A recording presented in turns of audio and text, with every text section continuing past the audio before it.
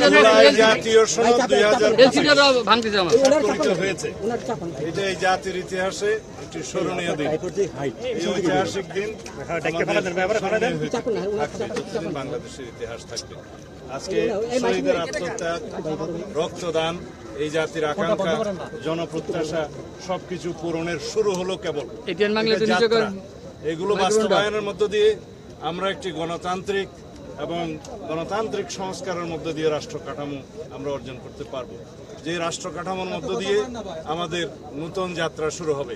শক্তিশালী গণতান্ত্রিক প্রতিষ্ঠান নির্মিত হবে, সাংবিধানিক প্রতিষ্ঠানগুলো নির্মিত হবে, রাষ্ট্রের সকল ক্ষেত্রে ভারসাম্য প্রতিষ্ঠা হবে, রাষ্ট্রের সকল অঙ্গ কোনো অঙ্গ আরেকটি অঙ্গের উপরে কর্তৃত্ব প্রদর্শন করতে পারবে না। সাংবিধানিক সীমারেখার মধ্য থেকে সমস্ত অঙ্গ সাংবিধানিক ভারসাম্যতা রক্ষা করে একটি কার্যকর গণতান্ত্রিক রাষ্ট্র বিনির্মাণ করা হবে এবং হবে ইনশাআল্লাহ। সেই দিনের আশায় আমরা আছি।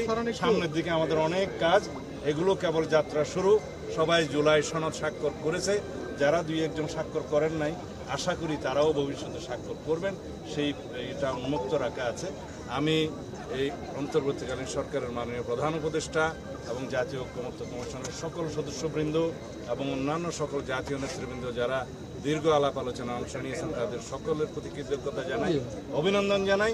আর মিডিয়া কর্মী হিসাবে সাংবাদিক বন্ধুগণ, আপনারা দিন রাত পরিশ্রম করেছেন, আমাদের সাথে কাজ করেছেন, আপনাদের প্রতি সাংবিধানিকভাবে আর্টিকেল 65 এর সাবসেকশন 2-তে বলা আছে বাংলাদেশের প্রত্যেক আঞ্চলিক নির্বাচনী এলাকার মধ্যে সরাসরি প্রত্যক্ষ ভোটের মাধ্যমে 300 জন জাতীয় সংসদ সদস্য দিয়ে জাতীয় সংসদ এর মধ্যে আছে হলো যারা থাকে।